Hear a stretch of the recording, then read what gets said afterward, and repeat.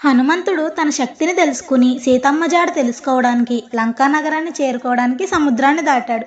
అయితే సముద్రం మార్గం మధ్యలో అతను ఎదుర్కొన్న అవాంతరాల గురించి మనం ఈరోజు ఈ వీడియోలో తెలుసుకుందాం రండి. వీడియోలోకి వెళ్లే ముందు మన ఛానల్ని సబ్స్క్రైబ్ చేసి పక్కనే ఉన్న బెల్ ఐకాన్ని క్లిక్ చేయండి. అప్పుడే మన వీడియోలని మీరు మిస్ కాకుండా చూడొచ్చు. వీడియో నచ్చితే లైక్ చేయడం మర్చిపోకండి.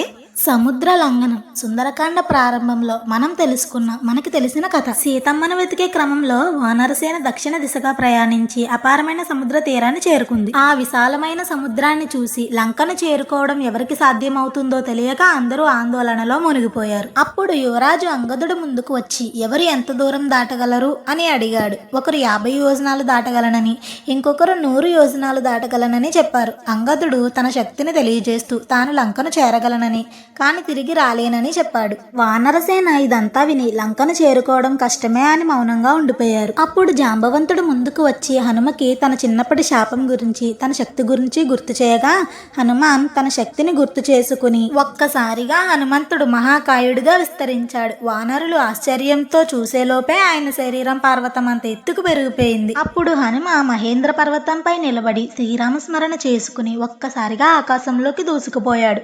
ఆ గాలి వేగానికి చెట్లు కంపించిపోయి జంతువులు భయంతో పరుగులు తీశాయి. హనుమాన్ లంక వైపుకు దూసుకుపోతుండగా సముద్రంలో నుంచి స్వర్ణమైనాక పర్వతం పైకి వచ్చి నాయనా కాసేపు విశ్రాంతి తీసుకో అని ఆహ్వానించిన రామకార్యానికి ఆలస్యం అవుతుందని చెప్పి హనుమాన్ స్నేహంగా మైనాక పర్వతాన్ని తాకి తిరిగి లంకకు ప్రయాణిస్తాడు. ఇంకొంచెం ముందుకు వెళ్ళగా సురస అనే నాగమాత ఆయన మార్గాన్ని అడ్డుకొని నా నోటిలోకి ప్రవేశించాలి అని పరీక్ష పెడుతుంది.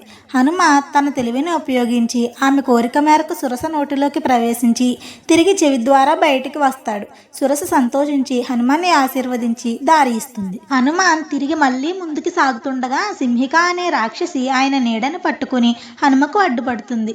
అప్పుడు ఆ రాక్షసిని సంహరించి తిరిగి ముందుకు ప్రయాణిస్తాడు. అలా మరింత ధైర్యంగా ముందుకు సాగగా కొంచెం దూరంలో బంగారంగా మెరిసిపోతున్న లంకా నగరం కనిపిస్తుంది. అప్పుడు హనుమ సూక్ష్మరూపం దాల్చి లంకలో అడుగు పెడతాడు. ఈ విధంగా హనుమ ఇన్ని అవరోధాలు దాటి లంకను చేరుకుని సీతామాతను కలుస్తాడు.